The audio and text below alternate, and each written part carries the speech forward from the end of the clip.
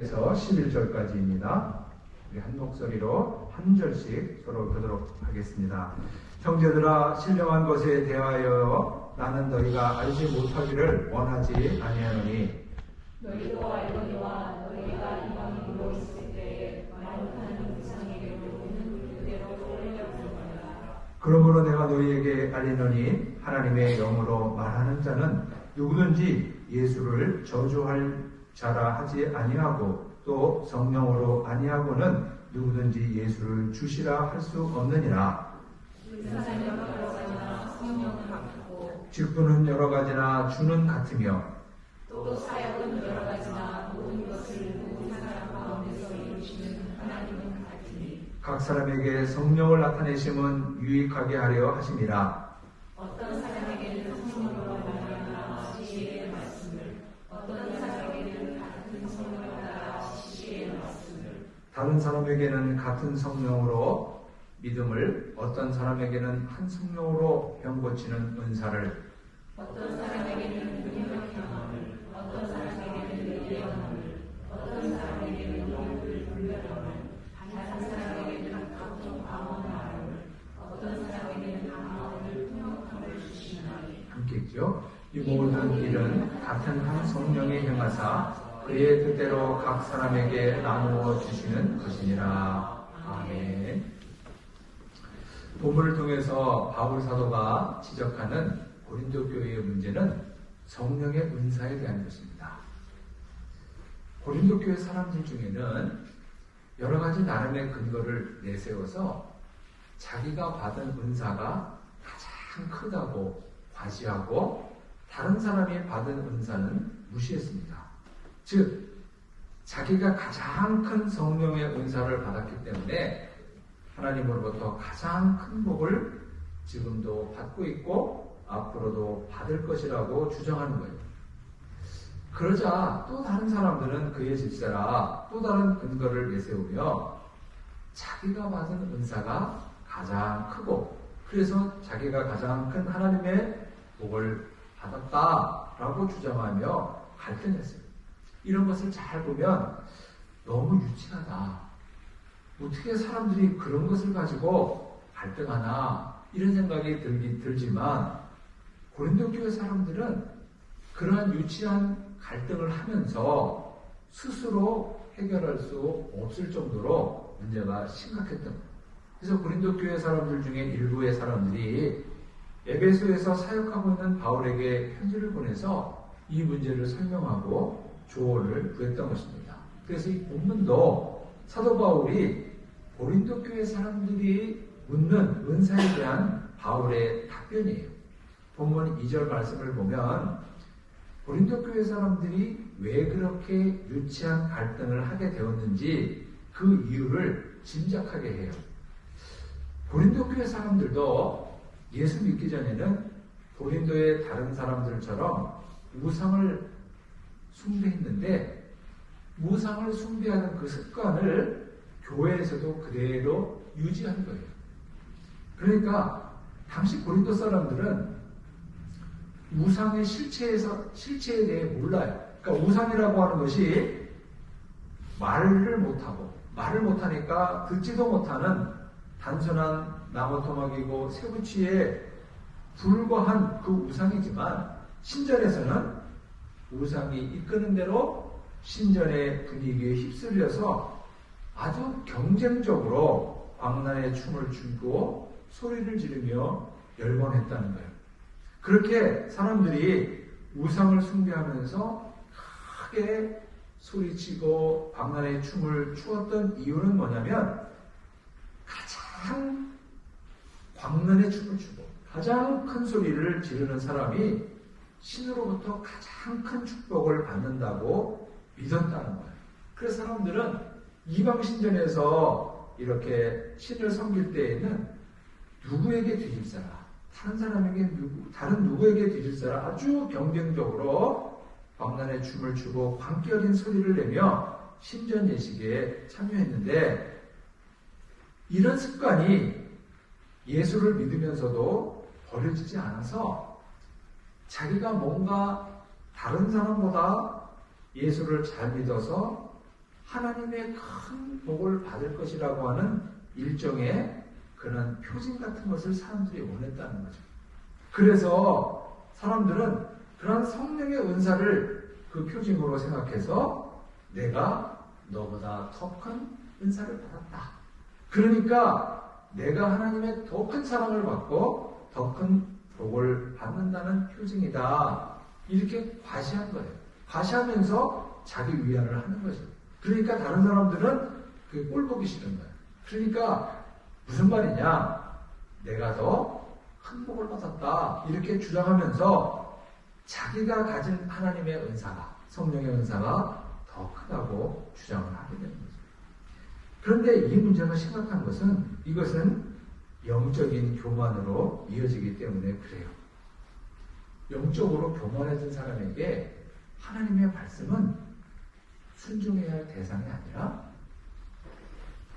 그것을 이용해서 나를 높이는 도구에 불과해요. 그래서 영적으로 교만한 사람들은 예수를 인정하지 않고 자기가 예수가 되고 자기가 하나님이 되고 그런 이단자들이 얼마나 많은지. 그래서 사도 바울은 이런 위험성을 직감하면서 본문 1절을 통해서 뭐라고 말하냐면 내가 지금부터 성령의 은사에 대해서 설명할 테니 꼭 기억하고 잘 알아두기를 바랍니다. 라는 간곡한 당부로부터 본문을 시작합니다. 그래서 본문을 통해서 성령의 은사는 무엇이고 왜 직분과 직책이 주어지는지 또 왜 성령의 열매를 맺지 않으면서 사역하는 것이 위험한지 왜 성령의 열매가 중요한 것인지 이런 것을 얘기해요. 이런 것을 우리가 함께 생각해 보면서 주의 은혜를 나누고자 합니다. 본문 3절을 보시면 사도 바울은 하나님을 말씀하시는 분이라 이렇게 말해요. 이것은 당시 고린도의 여러 신전의 우상들과 하나님은 근본적으로 다른 존재라고 하는 것을 강조하는 거죠. 우상은 말을 못해. 듣지도 못해. 그러나 하나님은 말씀하시는 분인데 어떻게 말씀하시느냐면 성령을 통해서 말씀하신다는 거예요. 근데 성령은 하나님의 영이에요. 그래서 성령은 요한복음 16장 13절의 말씀처럼 자의로 말씀하시는 것이 아니라 성령은 하나님께서 이미 하신 말씀을 말씀하시는 하나님의 영이라는 것. 그러니까 하나님의 영인 성령은 자의로, 자기 뜻대로, 자기 마음대로 말씀하시는 분이 아니에요. 만약에 하나님의 성령이 자의로, 자기 뜻대로, 자기 마음대로 말씀하신다면 하나님의 영이 아니겠죠. 그래서 하나님의 성령은 하나님께서 하신 말씀만 하시는 거예요. 이번에 한국에서 교단 총회가 이렇게 열리는 것을 제가 인터넷 중계를 통해서 잠깐 봤는데 거기 부총회장 후보로 나오신 목사님이 이런 말씀을 하셔요. 그분이 기호가 3번이에요.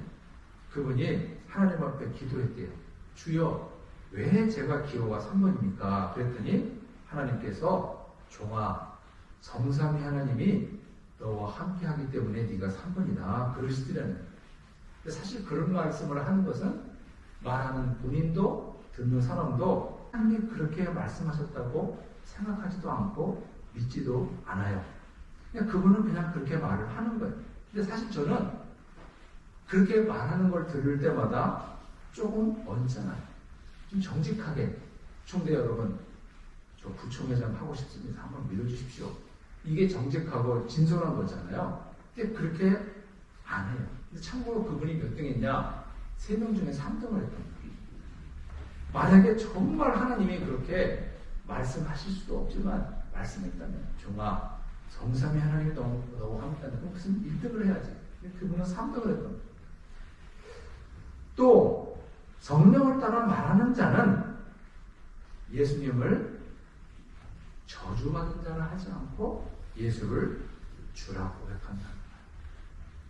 신명기 21장 23절에 보면 나무에 달려 죽는 자마다 하나님의 저주를 받은 것이다. 이런 말씀이 있는데 이 말씀을 근거로 유대인들은 예수님을 하나님의 저주받은 자라 이렇게 매도했어요. 그런데 성령에 의해 말하는 자들, 성령의 깨우침 속에 말하는 그리스도인들은 예수님께서 십자가에 달려 죽으신 것은 내가 받아야 할 저주를 대신해서 예수께서 십자가에 달리신 것이다. 이렇게 말한다는 거예요. 이렇게 성령의 말하심이 아니면 어느 누구도 예수님을 주라 고백할 수 없다. 마태복음 16장 16절에 보면 사도 베드로는 예수님을 향해서 주는 그리스도시요 살아계신 하나님의 아들이시다. 아주 놀라운 믿음의 고백을 드렸는데 예수님께서 이 고백을 들으시고 크게 기뻐하시면서 아연하시거나 내가 복이 있도다 이를 내게 알게 하니는 혈육이 아니요 하늘에 계신 내 아버지시다. 이렇게 말씀하셨어요.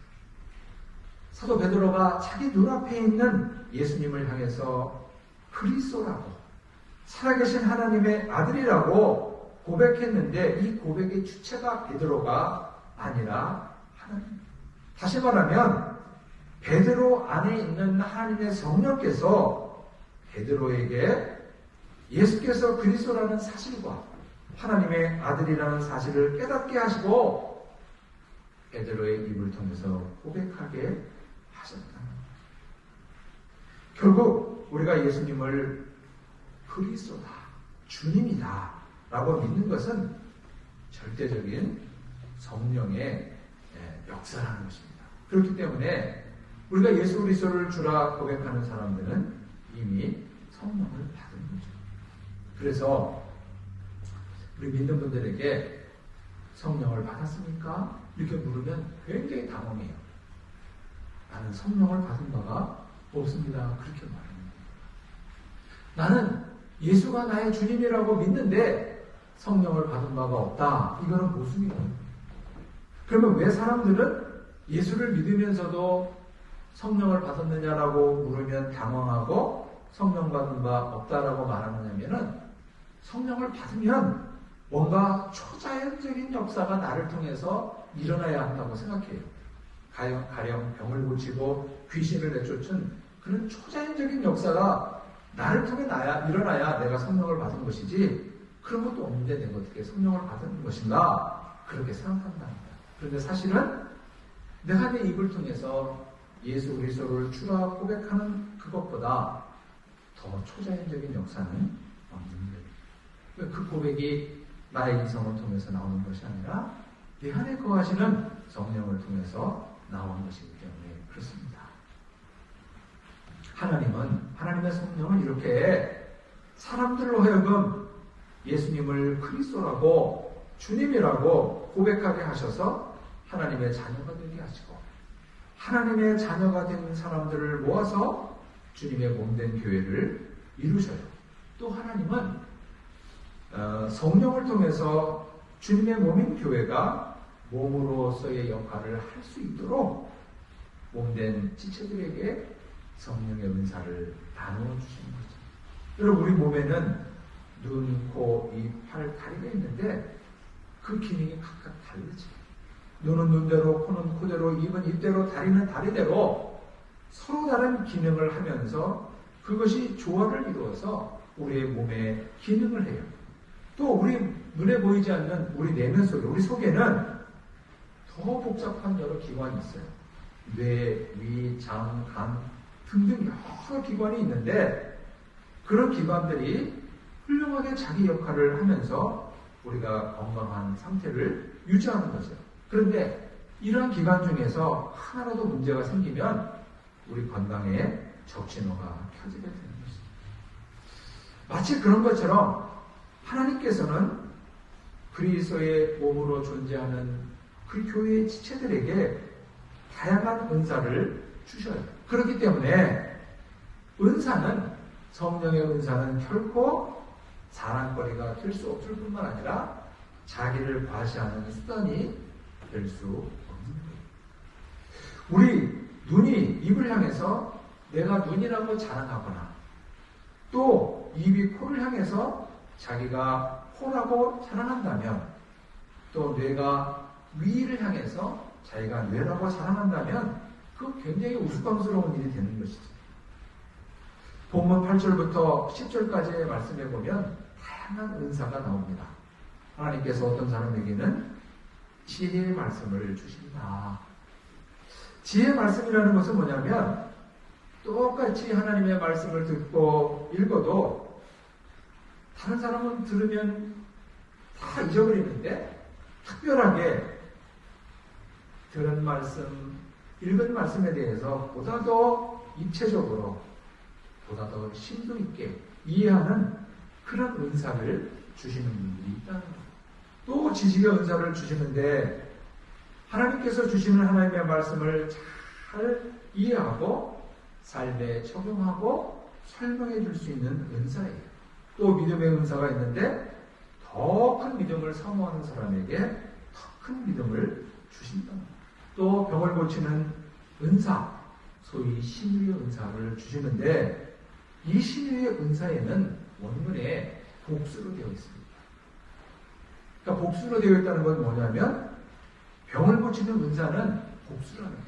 그러니까 육체의 질병을 고치는 치유할 뿐만 아니라 내면, 영적으로 혹은 정신적으로 힘든 사람들, 절망하고 낭망한 사람들을 잘 위로해서 그 사람들이 이전에 정신적인 건강의 상태로 돌아가게 하는 것, 그것도 신유의 은사예요. 또 어떤 사람들에게는 능력 행하는 은사, 초월적인 능력을 행하는 은사가 있는데 예를 들면 죽은 자를 살리는 은사, 이런 은사를 주시기도 하고 예언의 은사를 주시기도 합니다. 예언의 은사 그러면 우리는 본능적으로 미래에 대해서 말하는 것이다 이렇게 생각할 텐데 여기 본문에서 말하는 예언의 은사는 그런 예언이 아닙니다. 여기서 말하는 예자는 미래를 예언한다는 뜻이 아니라 맡긴다는 뜻이에요. 우리가 예금할 때 맡기는 것처럼 말씀을 맡기는, 하나님으로부터 말씀을 맡아서 하나님의 말씀을 잘 이해하고 또 사람들이 살아가는 삶의 정황을 잘 이해해서 이 텍스트의 말씀을 사람들의 컨텍스트에 잘 이해할 수 있도록 설명해주고 적용해주는 역할, 전달해주는 역할 하는 것이 예언의 은사라는 거예요. 또 영분별하는 은사가 있다. 뭐 예수님에 대해서 하나님에 대해서 말하는데 정말 저 사람이 성령에 사로잡혀서 하는 말인지 아니면 성령을 빙자한 악한 영에 의해 사로잡혀서 말하는 것인지를 분별해주는 은사라는 거예요. 또 각종 방언의 은사가 있는데 여기서 말하는 이 방언은 사도행전 2장에 나오는 방언과는 전혀 다른 것입니다. 사도행전 2장에 나오는 방언은 외국어 방언이고 여기 본문에 나오는 천사의 방언인데 누군가가 통역해 주지 않으면 다른 사람은 이해할 수 없는 그런 방언을 말하는 거예요. 여기까지 이런 다양한 은사가 있다는 것을 말씀을 들으시면 이런 의문이 들 거예요. 그런데 왜 오늘날에는 영을 분별하는 은사나 방언을 통역하는 은사는 없는가? 이유는 2000년 전에는 성경이 없었기 때문입니다. 2000년 전에는 성경이 없었기 때문에 누군가가 예수님의 이야기를 하는데 그게 정말 성령에 의한 것인지 아니면 자기 생각대로 말하는 것인지를 분별해 줄 수 있는 사람이 있어야 했는데 오늘날은 그런 사람이 없어도 성경에 비춰보면 다 아는 거예요. 그렇기 때문에 그런 영을 분별하는 은사는 오늘날은 필요가 없는 것이죠. 하나님의 은사, 성령의 은사는 필요에 의해서 주어지기도 하고 필요에 의해서 거두어지기도 하는 거죠. 예를 들어서 저기 오지에서 선교하는 분들을 보면 그런 분들에게 신유의 은사나 귀신을 내어쫓는 은사가 필요에 의해서 주어지기도 해요. 그러니까 제 친구 그 목사님 아프리카 케냐 선교하는 목사님이 있는데 그 양반은 신학교 다닐 때 보면 굉장히 지적인 사람이었어요. 근데 어떻게 아프리카 선교사를 갔는데 그 양반은 한 번도 귀신을 내쫓고 병을 고치는 그런 은사를 사모한 적도 없어요. 그 은사를 행한 적도 없어요. 근데 아프리카 선교를 하는데 하나님이 그 은사를 주시는 거예요. 자기가 제일 먼저 눌러요. 이게 어떻게 나한테 이런 은사가 하나님께서 주어지냐. 왜냐면은 지금 자기 앞에서 그 불쌍한 아이가 죽어가고 있는 거예요. 너무 아픈 거예요. 근데 병원은 너무 멀어. 거기까지 가다 보니 죽을 것 같아요. 그러니까 너무 불쌍하니까 걔를 붙들고 막 기도를 했더니 걔가 낫더라는 거예요. 그리고 어떤 사람이 귀신에 들려서 애가 너무너무 거품을 물고 괴로워해서 너무 불쌍해서 그 아이의 몸에 손을 넣고 귀신을 내쫓는 그런 기도를 했더니 귀신이 나가더라는 거예요. 자기가 너무너무 놀라는 거예요. 그러니까 하나님의 은사는 이러한 상황에 따라 필요에 의해서 하나님의 교회를 세우시기 위해서 하나님께서 이렇게 은사를 주십니다. 근데 여러분 그것은 직분도 마찬가지예요. 직분도 교회 공동체를 섬기라고 이렇게 직분을 주시는 거예요. 직분이라는 말은 헬라어로 말하면 디아코니아. 이 말은 사실 봉사라는 뜻이거든요. 그러니까 직분은 봉사. 디아코니아에서 나온 말이 디컨, 집사라는 뜻이에요. 집사라는 것은 뭐냐? 봉사하는 사람이다. 경우에 따라서는 하인이나 사환이나 종으로 보는 겁니다. 제가 영어를 잘 못하지만 영어에서 제가 제일 이해하기 힘든 말이 서비스 차지라는 말이에요. 여러분 이 말은 굉장히 모순이죠. 서비스에 차지가 붙으면 서비스입니까? 아니에요. 그 서비스에 차지가 붙으면 서비스는 아니에요. 그 서비스가 되려면 차지가 아니거든요. 근데 우리는 하나님께서 우리에게 직분을 맡기신 것은 서비스하라고 섬기라고 봉사하라고 주신 것인데 사람들이 서비스만 해야 되는데 거기다 차지를 붙이기 때문에 항상 교회에 문제가 됩니다. 봉사가 순수한 봉사가 안 되는 거예요. 내가 서비스하면서 차지를 붙여. 내가 이렇게 교회를 위해서 수고하고 했었는데 사람들이 알아주지를 않아. 그래서 마음이 상하고 마음이 아프고 이거는 내가 한 서비스에 차지를 붙여. 그래서 제가 식당에서 이렇게 서비스 차지 이렇게 붙으면은 그때마다 이게 모순이라는 생각을 합니다. 여러분 우리가 하나님께서 우리에게 직분을 주신 것은 서비스하다. 그래서 우리가 서비스에 대해서 차지할 수 없어요. 하나님께서 그거에 대해서 복을 주실 수는 있지만 내가 봉사하고 내가 차지를 하면 내 마음이 상합니다. 그게 못 받습니다. 그러면은 내가 그 순수한 봉사하지 않는 것이 됩니다. 여러분 고린도 교회 사람들은 분명히 예수님을 그리스도로 주님으로 고백한 사람입니다. 성령을 받은 사람들이 그럼에도 불구하고 그들은 성령의 은사를 잘 이해하지 못했고 제대로 이렇게 활용하지 못해요. 어떻게 이런 일이 가능할까? 여러분 성령의 은사는 인격이 변화되지 않은 상태의 사람들에게도 주어지고 인격이 변화되지 않고도 얼마든지 교회에 봉사할 수 있습니다. 좀 더 정직하게 말하면 인격이 변화되지 않고도 목사로, 선교사로, 장로로, 집사로, 권사로 사역할 수 있어요. 이것이 굉장히 위험한 것입니다. 오늘날 우리 한국교회가 세상으로부터 많이 이렇게 걱정거리가 되는 많은 이유 중에 하나는 우리가 하는 사역만큼 우리 인격이 따라가지 못하기 때문에 발생한다고 보면 틀림없습니다.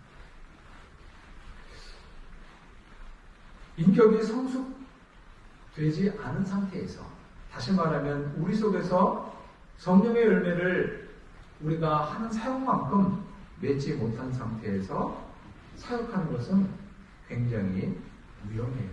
고린도 교회가 그랬던 거예요. 그런 이유로 고린도 교회를 향해서 바울은 육에 속한 자들이라, 영적으로 미숙한 자들이라고 책망을 했던 거죠. 그들은 예수를 믿었고 성령을 받았지만 성숙하지 않고 미숙했어요. 그 상태에서 하나님의 은사를 받았고 그 은사를 활용하는 거예요.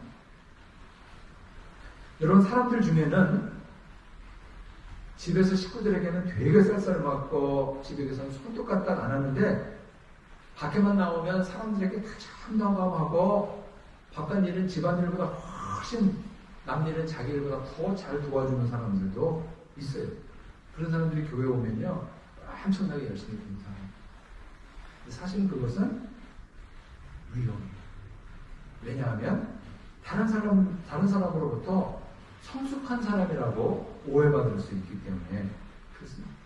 그렇기 때문에 성령의 은사를 받고 직분을 받고 사역하는 것 그 이상으로 우리 개인적으로 우리가 성령의 열매를 맺고 인격이 변화되는 것은 굉장히 중요한 것입니다. 그렇게 우리가 성령의 열매를 맺어가면서 우리 인격이 변화되어 가면서 성령의 은사를 활용하고 직분을 활용하고 사역에 임할 때만 우리 개인과 공동체의 유익이 되는 것입니다. 하나님께서 우리에게 은사를 주시고 직분을 주시고 사역에 참여시키는 가장 근본적인 이유, 오늘 설교의 제목처럼 유익하게 하려 했습니다. 유익을 위해서 우리에게 은사도 주시고 직분도 주시고 사역에 참여시키는 거예요. 그런데 우리가 성령의 열매가 없이 인격의 변화가 없이 성령의 은사를 받고 직분을 받고 사역을 행하게 되면 오히려 그것이 자신과 교회에 해가 될 수 있다는 거죠. 지금까지 보신 것처럼 2000년 전 고린도 교회의 문제와 오늘 우리가 살아가는 우리 시대의 교회의 문제가 조금도 다르지 않아요. 2000년 전에도 그랬고 오늘날도 그랬고 교회 안에서 문제를 일으키는 사람은 초신자가 아니에요. 초신자는 교회 안에서 절대 문제를 일으키지 않습니다. 오늘날 교회에서 교회의 신뢰도를 가장 떨어뜨리는데 가장 많은 역할을 하는 사람들은 목회자들이에요. 제가 속했던 예장 통합 총회장 목사님의 스캔들로 인해서 지금 교회가 엄청나게 어려워요. 그 목사님이 그런 안 좋은 일을 행했는데 교단에서 미온적으로, 노예에서 미온적으로 대처하고 그러자 그 목사님의 교회가 교인이 반으로 줄고 우리 교단도 지난 한 해에 무려 9만 명의 교회를 떠났다는 거예요. 이게 뭐냐면 인격의 변화와 성령의 열매를 맺으면서 사역하는 것이 얼마나 중요한 것입니다. 성령의 열매 없이 성령의 은사를 행하고 사역에 임하는 것이 얼마나 위험한 것이냐 하는 것을 우리에게 보여주는 것입니다. 다시 한번 말씀드리면 하나님께서 우리에게 성령의 은사를 주시고 직분을 맡기신 것은 다른 사람에게 과시하라고 또 교만하라고 주신 것이 아니라 유익하게 하려 하십니다. 자신과 교회 공동체의 유익을 위해서 은사도 주시고 직분도 주시고 사역도 주셨다는 것입니다. 여러분, 우리가 오늘 이 말씀 앞에서 우리 자신이 잘 자신을 돌아보면서 하나님께서 내게 분명히 성령의 은사를 주셨을 거예요. 그 은사를 내가 공동체의 유익을 위해서, 나의 유익을 위해서 활용하고 또 하나님께서 내게 맡기신 직분과 내가 행하고 있는 이 사역을 나의 유익과 공동체의 유익이 되도록 잘 활용해요. 그러기 위해서는 내가 교회 안에서 정말 하는 일이 많다. 내가 교회 안에서 헌금을 많이 한다. 전 우리 교인들이 누가 헌금 얼마나 하는지 전혀 모르는데 한다. 내가 헌금을 많이 하고 내가 봉사가 많다. 그럴수록 말수를 줄여야 합니다. 그럴수록 내가 더 조심해야 합니다. 그렇지 않으면 그러한 섬김과 그런 봉사가 덕이 되지 않을 수가 있습니다. 그래서 내가 받은 성령의 은사와 나의 직분과 나의 사역이 나와 교회 공동체에 유익이 되기 위해서 부지런히 성령의 열매가 따라가야 되겠지만은 그것이 못 따라간다 할지라도 스스로 내가 교회에서 하는 일이 많고 내 사역이 많고 내가 헌금을 많이 하고 그런다면 내가 말수를 줄여야 되고 내가 하는 그 주장하는 바를 생각해봐요. 이 주장해도 되는 것인가 되지 않는 것인가.